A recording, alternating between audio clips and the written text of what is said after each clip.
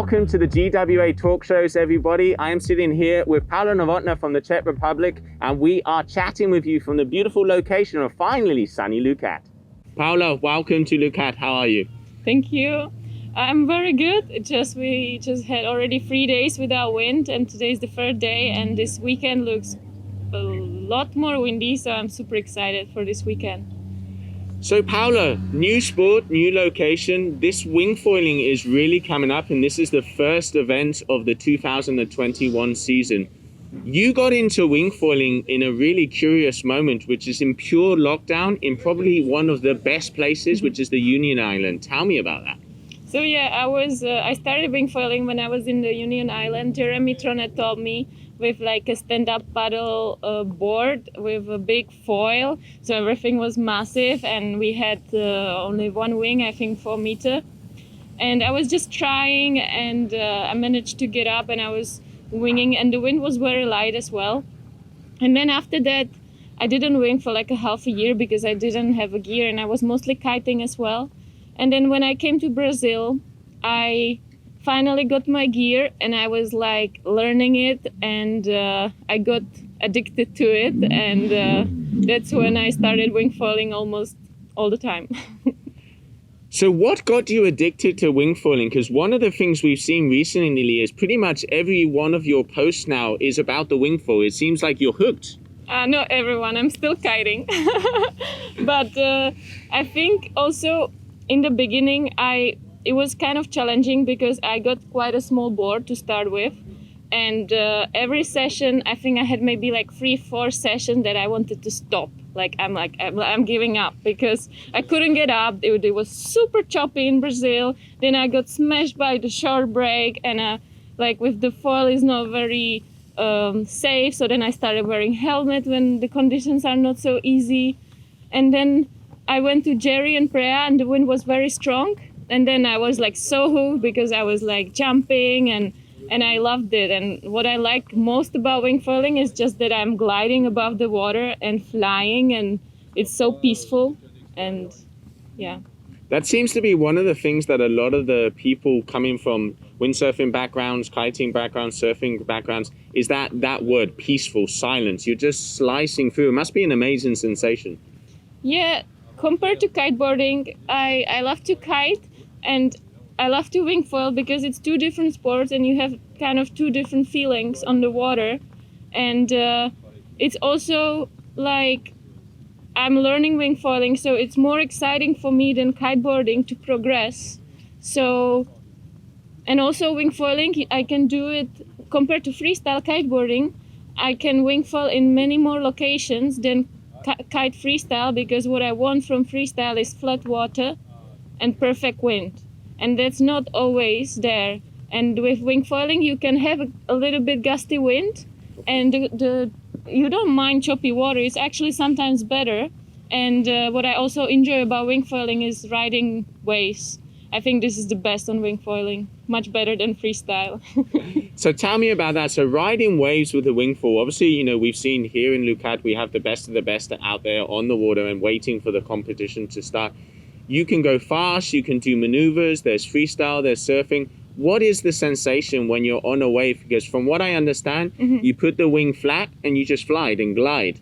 Yeah, so we normally ride the shoulders of the wave so they don't break. And you can just ride the endless waves. So I spent 2.5 months in Fuerteventura this winter, and you've had a good winter, huh? Yeah, I always try to escape the lockdowns and try to catch the wind and the sun. And there I was with my friend Clement. He's from France, and we were winging all the time. And he's very good surfer, and he's very good stand-up paddle surfer as well. So he's experienced in the waves, and he's also a beginner in wingfoiling. So it was fun to go into the waves with him and just learn how to ride the waves with the foil, and it's amazing sensation, and I just love it. So you're coming from a very specific twin tip freestyle. You've been one of the top female freestylers for many, many years. You've won events, you've been on podiums. What's the translation? Can you feel that because you have the control of the movements of your bodies from the acrobatics of freestyle, does that transfer to wingfoiling? Yeah, for sure. Like wingfoiling as a sport is something completely different than kiteboarding, and it's more similar to windsurfing, I would say. But when I do freestyle, for sure I have advantage that because I did gymnastic in the past and also from freestyle kiteboarding, I can just control my body quite well. But it's a completely different sport, and I just like the diversity of the water sports that I can do. I can come to the beach and decide what I want to do on a different day. Okay. And then also from a fitness level, Paula, we see you're very active when it comes to fitness. During your lockdown in the union, you're actually posting things out for people to do in their homes and in their houses. Mm-hmm. One of the things I see, the pumping, when I see you guys pushing that board when there's without the control of the wing, that must be exhausting. Yeah, for sure. Pumping on the foil is exhausting. It's like a burner workout for your legs. So, it's good to have strong legs when you're wingfoiling or even foiling, surf foiling. And for sure, like being fit on the water, it helps for everything. Like these sports are kind of physically exhausting, and like being fit and strong that come from the gym is just helpful for any kind of water sport to be better. So if you had to say a couple of things to a person getting into wingfoiling, what would it be? Couple of things. What I would say is start on a bigger board and a big foil. Learn how to foil behind the boat first. Why is that? Or if you've done foiling on another sport like kiteboarding or windsurfing, you might already have the sensation of how to foil. But if you don't know how to foil yet, then it's better to learn behind the boat and get the sensation, because you have to have it's 50-50 balance on both legs, which on kiting you're mostly like pushing it down on your back leg. So you have to get used to that, and then just keep on going and don't stop, because the beginnings can be quite harsh.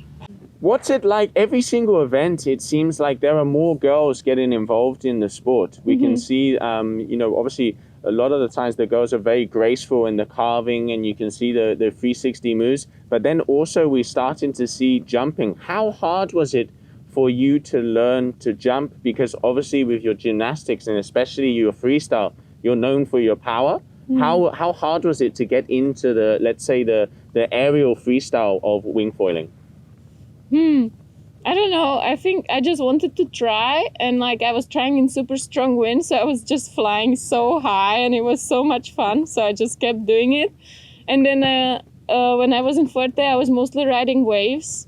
And then I went to Egypt, and I realized I'm going to competition with freestyle, so I need to get my freestyle game back together. So I started training some tricks, and I still have a lot of space to improve, because I know I want to be much better. I see the guys, they are rocking the water, and that's something I'm very happy about, because I know there's a lot of space where I want to get, so it's just exciting.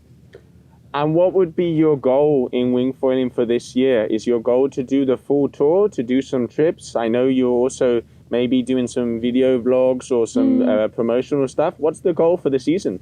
Yeah, for sure. I want to create a lot of media content with wingfoiling, because it's new and it's growing so much, and there's a lot of people that want to learn wingfoiling and want to get involved. My goal as well, I want to follow the tour. I want to compete, I hope, in both disciplines, freestyle and race. This is the first time I'm going to race here. And of course, my goal is to win, and I still have to work hard for this, but I want to be the number one. That definitely sounds like the Novotna that I know. Thank you very much, Paula, for coming and having this little chat with us. It looks like I can feel the little breeze. Hopefully the wind's picking up and we can get out on the beautiful water here in Leucate. Thank you. Yeah, thank you too. Thank you. Welcome back, everybody, to the GWA talk shows. I'm Joe Ciastula, and meeting me in the booth is Marcela Witt from Brazil. Marcela, welcome. Thank you, and thank you for having me here. So we're sitting here on the beautiful location of Leucate in the Mondial de Vin, which is the first event of the season. Marcela, what has brought you here to Leucate? I'm really happy to be here. I came for the competition, and to be honest, the most important thing for me here is go out of my comfort zone, push my limits. I feel like I'm learning just being here. So yeah, let's see what's gonna happen. Wingfoiling is a new thing for you, Marcela. I know you tried it in one of the first photo shoots of F1 being one of the brands that is really pushing this discipline. What does it feel like? What is the sensation? Where's the vibe? Wingfoil for me is different than everything because you can wingfoil in places that you can surf, you can wingfoil in places that you can kite. So it's like a mix of everything. Like normally when I do a surf trip, I never have my kite with me. And when I'm doing a kite trip, sometimes I have my surfboard. But now with the wingfoil, I feel like I can go with this to everywhere. I just been to Mexico last month. And no, it was this month. We're still in April, sorry. It's a lot of traveling. I've just been to Mexico last week, and it was for surfing, and I had my wingfoil there, and I was wingfoiling a lot. And I never thought about this before, so it's like a new word for me. So obviously you come from a water background. It's hard to get you off of the water. Where does the wingfoil fit in? Is it an extra thing so you can have more hours of fun out there? Does it take you to new locations? Where does it fit in, let's say, that magical quiver? I grew up surfing and kiting. My parents, they came from windsurfing. So for me, it was like surfing in the morning, and then lunch, and then kite surfing in the afternoon. But now life. I feel I need more time. I need more hours during my day because I can't stop. Like I go surf, and then when I have a little bit of wind and enough waves, I can wingfoil, and then I'm going kiting. So yeah, it's been hard because I need more hours, but it's fun. What is your favorite part about the wing? We've been talking to other people, and probably the thing that comes out on most, it's the peaceful and the silence. What is your favorite part? I really like the peace and the silence, but for me the most fun and what makes me love it even more is the mix of sports. We have surfers, we have kite surfers, we have windsurfers, we have people that never tried to get contact with wind before. It's new, but it's a mix of everything. So we have people of all over the world, all kinds of sports, and they love it. That's really true. I mean, we can see here at this first event, like you say, we have professional windsurfers, kiters, foilers, surfers. It's a really good mix. Where do you see foiling going? For me, with this sport, we can go all over the world. We can go really far because we are just in the beginning and we are already here, part of one of the most important competitions in the world. So with just a few years of the sport, we're doing this. Imagine in 10 years. I think, yeah, there's definitely no limits. So tell me a little bit about Brazil. Brazil, we're starting to see foiling coming up. We had an event there just at the end of the season. Guys like Paula Novotná, who was one of the best wave windsurfers of all time, also getting involved. What's the scene over there? Do you start to see wingfoils? In North Brazil, it's getting more common. In Rio, we have more waves and less wind. So it's a little bit slower than the other parts of Rio. But in North Brazil, I've been seeing a lot of wingfoilers. Like Cauli is one of the best, and we have Vini Martins from Stand Up Paddle, and the guys from Jericoacoara and Preá. I think it's getting bigger in Brazil. It definitely does, and there are a lot of riders. Let's talk a little bit about equipment, Marcela. I know you're actually going to stay in France for 2 or 3 weeks to get involved with the development of F1, your sponsor, who are really pushing the wingfoil. Where do you see the equipment going?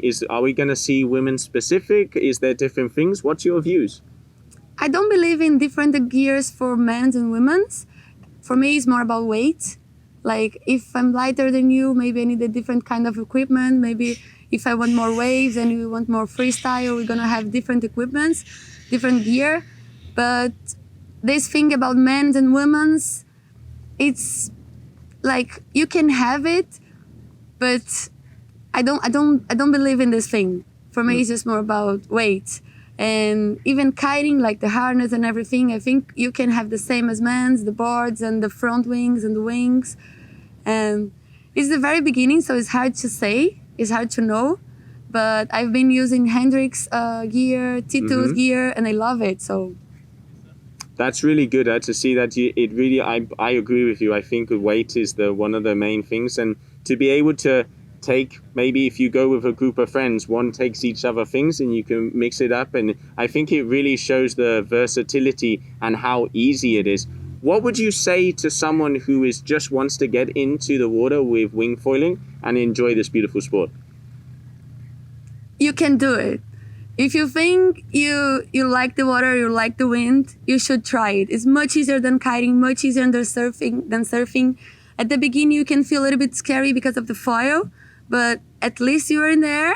It's much easier than everything. You're gonna have a lot of fun.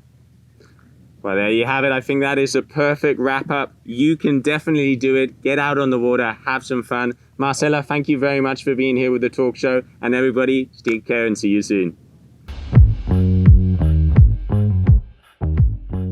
Welcome back, everybody, to the GWA talk show. I'm Joe Ciastula, and I'm sitting here with Francesco Cappuzzo on the beautiful beach of Leucate. Francesco, welcome. Thank you very much, Joe. I'm super happy to be here after 1.5 year break. Last time we were together for the GKA in Sal. It's been a long way to a world tour. I'm super happy we're here. Of course, it's a hard moment for everybody. We have a lot of restriction, we have new rules and stuff, so it's hard to be as we were been like before. But I'm super happy to be here and be part again of the family. Absolutely. So Francesco, one of the things we always say about you is you are a waterman. You windsurf, you surf, you kite, your whole family does. You have the Wind Resort Center where you have your school. You're always in the water. So now we're here in Leucate with a new discipline of wingfoiling. What is it for you? Well, actually I started like last year just to try, and then actually I realized that with wingfoil I can stay more in the water and have fun, even those days that I was like, okay, I need to go to the water but I didn't want to, you know. So actually with wingfoil every condition looks amazing, and like now that everything's at the beginning is even better. Like every day you can go, you can score your session and do new tricks, and like it's everything new. So I really love to do wingfoil, and yeah, I can score more session and have way more fun than before. And especially at my own place, that a lot of time we have maybe at the end of the strong wind, we have a couple of days of like 13, 14 knots and really nice waves. I used to go kite, but it was like tricky on the edge. But now wingfoil is like the best condition you can get. You just leave your wing and just cruise around with your foil and ride this endless wave. So it's like amazing. So when did you get into wingfoiling? Because you have the windsurfing background. What got you into it? What was the appeal? Actually, as I said at the beginning, I was at an RRD shoot in South Africa, and there were the first protos, and we already had some guys, some riders doing it. So I was just there for kitesurf and windsurf. But at the end of the shoot, I said, can I try it? So I went 3 times for 20 minutes. I was already able to go and come back. And after that, we had a lack of gear for sure. So like in that last July, I got my first 2 wing and my first board. And at the beginning, it was a bit hard because I was crashing a lot, and it was like, okay, yeah, that's fun, but maybe like even there on the edge a bit. But then after that, I start like to learn like every day at least one new trick. First jibe, and then first jump, then the first 360, and then all the combined things, looking at my friend Bals. So there I had 1 month. I realized I did 1 month only winging almost. So actually since August last year I'm winging. Then I had to stop for a bit because we were supposed to do some kite events. But after that I trained a bit for Tarifa, where it was my first time competing in wingfoil. But after Tarifa that I got some result, and then even RD start to say, look, maybe you need to start to train a bit more. So actually I'm training more since January this year. So Francesco, you are from Italy, and Italy has always been one of the countries that really pushes the national competitions.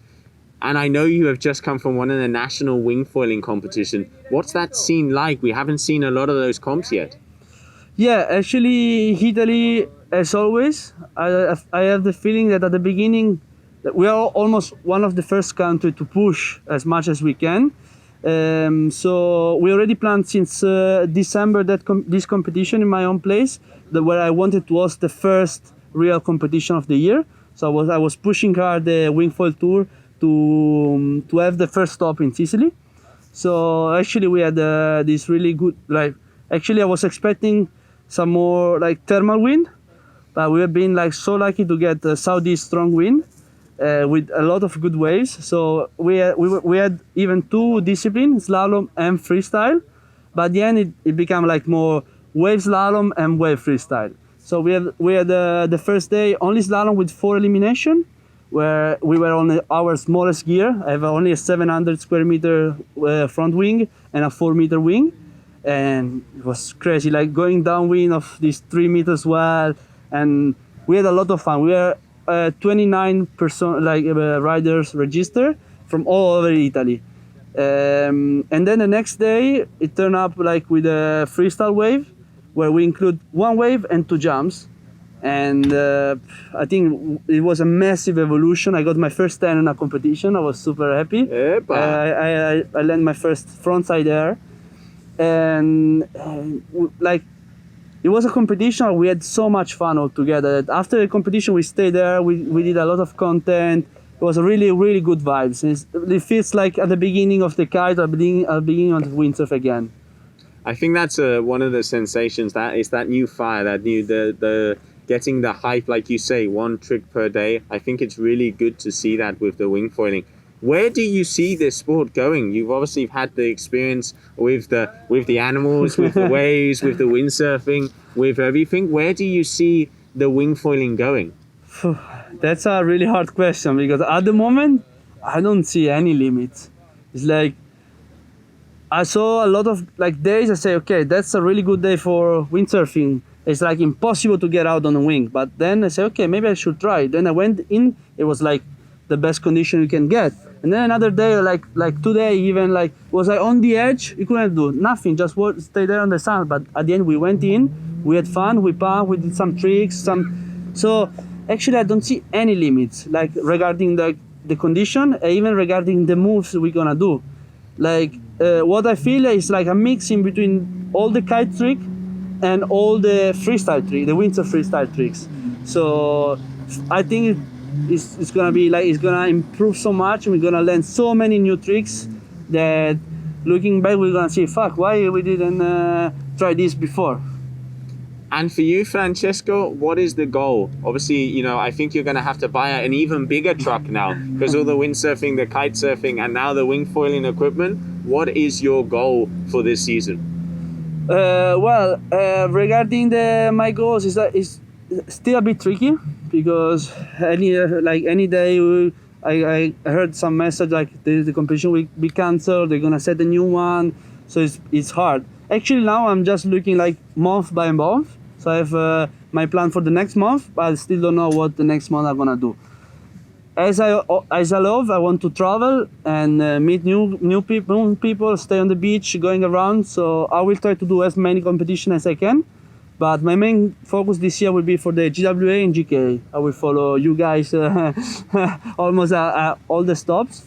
And when I have a stop, probably I will try to do some competition in Italy, some demos too with RD. We're planning to do a lot of demos all around Europe. So guys, just follow us and try to... We're gonna meet somewhere for sure. You can test all the gear. Because we have a lot of new stuff going out soon, and I'm pretty excited to show you guys.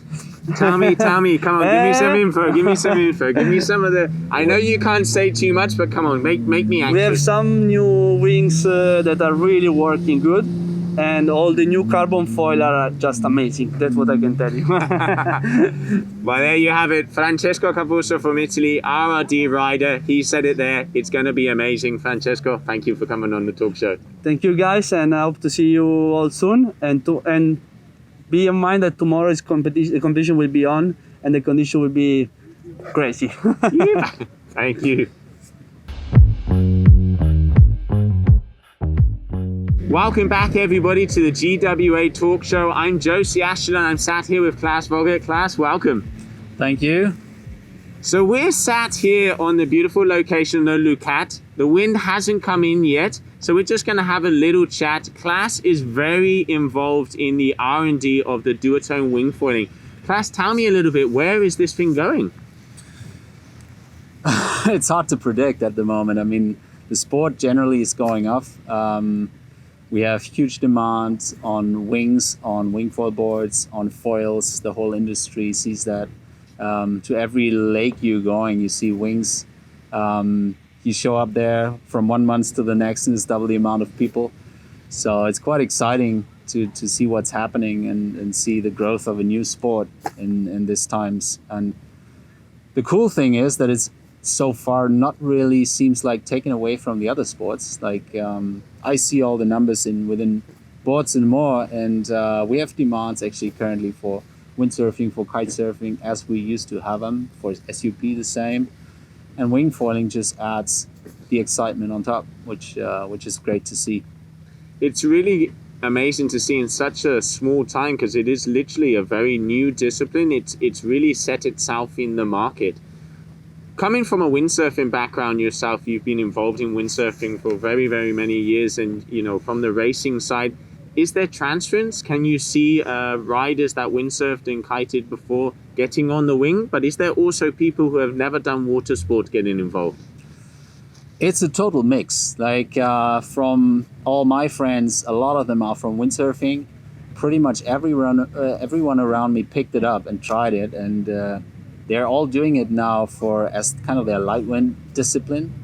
Most of my friends are into wave sailing, so they go out when it's like 20 knots plus, 25 knots, or even windier. And everything between 8, 10 knots to 20 knots now, they're all winging. They're all pretty excited.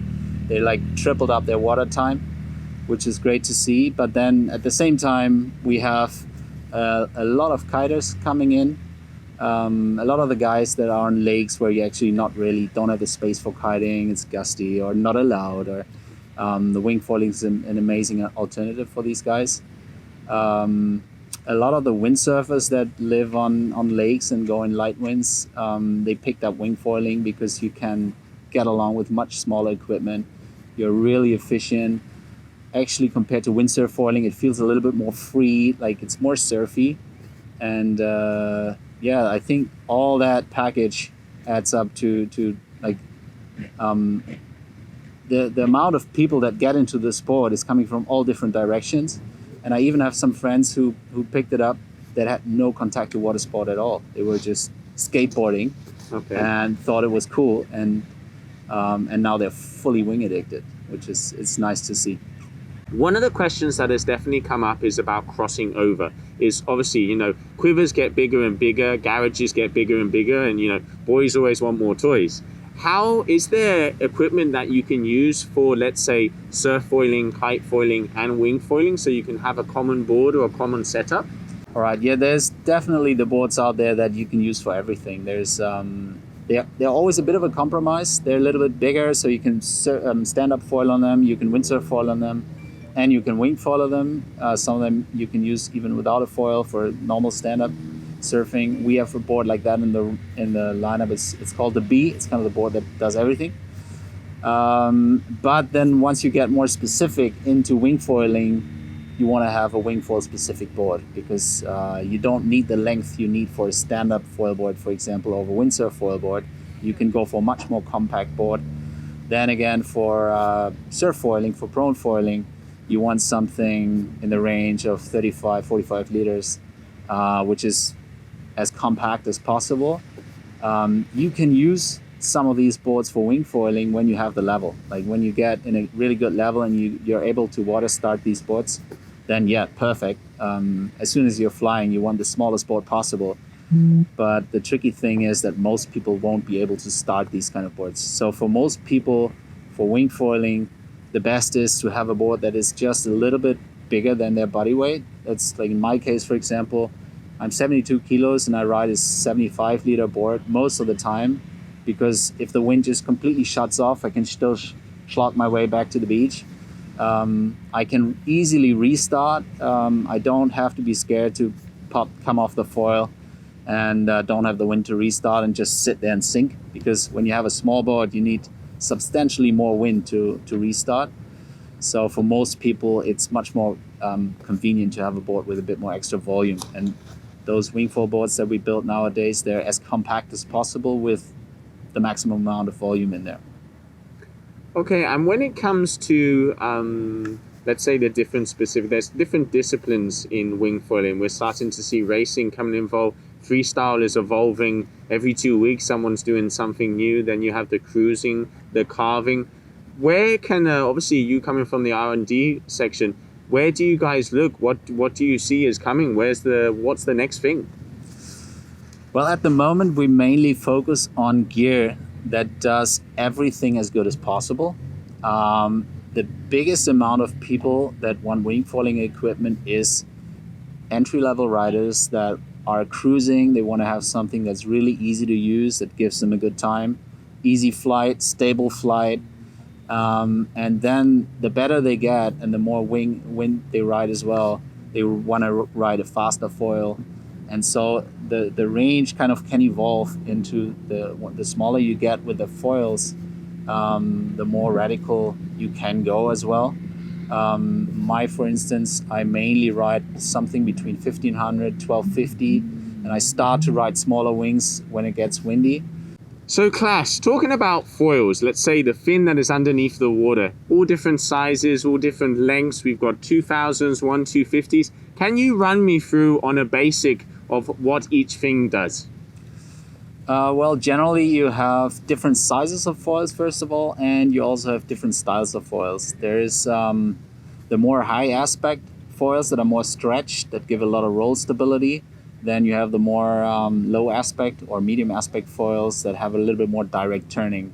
There's generally different styles that are influenced by the shape of the wings, the length of the fuselage, the back wing, the stabilizer. There's a lot of different variables that go into those foils. Then you have the different sizes of front wings, obviously. What we are putting a lot of focus on is at the moment to work on a range of foils that is really easy to use, that gives the majority of people that get into the sport, which is the biggest amount of people, a really great and easy access into the sport, a quick sensation of the flight, a stable flight. So we are building pretty lifty foils that work in light winds, that go through the gusts, and that are stable for the people to progress really, really easy. And those foils are generally the foils that have more size. So we're talking 1750 front wings, 2000 front wings, or even bigger. That's also, I think, where the market is making most numbers at the moment. And then we have the foils, once the people progress, they step down to a smaller foil that adds more speed, that adds a more responsive turning. And that depends where the people have their focus. If they are more into wave surfing waves, they're going to look for probably slightly more low aspect foils that have a really direct tip to tip behavior. So they're really great for surfing. And then the guys who want to look more into just being fast and then having pop for freestyle moves, they're probably gonna go for just foils that have lift, but also a lot of speed, because in the end, speed gives you the pop for height. So there's a lot of different variables we're working on, and it's not only about the front wings. A lot of people think it's just front wing size, but there's a lot of different things, like the stabilizer itself. If you just change the angle slightly, it feels like a new foil. Or if you reduce the length of the fuselage, it makes it much more playful. If you have a longer fuselage, you have much more stability. There's a lot of different things. So if I would recommend to a guy who is getting into foiling, have a foil that is roll stable, so probably a little bit more high aspect shape, have a long fuselage for pitch stability, and have a size that brings you up without having the ability to pump, so it has kind of a passive lift. And that's the foils that get most people into wing foiling at the moment. Perfect. And what about construction? One of the things I've seen with foils is everybody thinks they're super sharp and super fragile. But there are foils out there like carbon composites. There are different things that they may look fragile, but they are super resistant. What are you guys playing around with? Because this is especially now with racing, America's Cup, the boating history behind it. There must be some really cool new materials in the mix. Yeah, I mean, generally, foils are either being made of aluminium, which is a bit more the price point foil, but it is also you can get great performance out of aluminium because aluminium has a really solid strength. It's durable, and there might be aluminium foils out there that perform better than carbon foils just because of the strength, and they're generally more stable. Obviously depends on other factors like wall thickness and so on. And then you have carbon foils, the more expensive foils, mostly more high-end foils. And in those foils, you have another dimension that you can work with, and that is the grade of the carbon, how the fibers are being laid. Apart from all the profiles we work with, if it's just mast or fuselage shapes and how streamlined they are for the water flow and so on. We have a engineering team behind it at Boards & More for the duotone and the Fanatic foils, making calculations on all these, on how the loads go on the fuselage between the connections, how the profiles work in terms of lift, moment, speed, drag. We get all confronted with all these graphs from more sophisticated analysis. Scientists, exactly. And then we have to translate that into how will the foil actually feel and behave on the water. So we do quite a lot of work with the scientific part, but then, of course, we need to test it, the fun part. And that's sometimes, a lot of the times you see the numbers or the curves reflecting into what we feel on the water. A lot of times we overshooting it and have to take a step back. Something that looks amazing on the numbers might be too technical to ride, or doesn't offer the lift or something, or does something weird in the turns. So there's always the two sides, and of course the testing is the fun side. I think that's one of the beauties of R&D. It must be really nice to be involved with that, because you guys are mad scientists. You're testing different things to see what happens and going to be able to go out on the water. I really can't wait to see some of the new stuff coming out. Yeah, it's quite exciting, and there's, as I mentioned before, there's so many different variables that I think the learning curve and the progression of the gear is still at the beginning, and this whole sport is just at the beginning. I mean, I started a bit over 2 years ago, and see where we were back then with the more spongy wings and totally different foils. We all started on SUP foil boards or prone foil boards because there were no wing foil boards.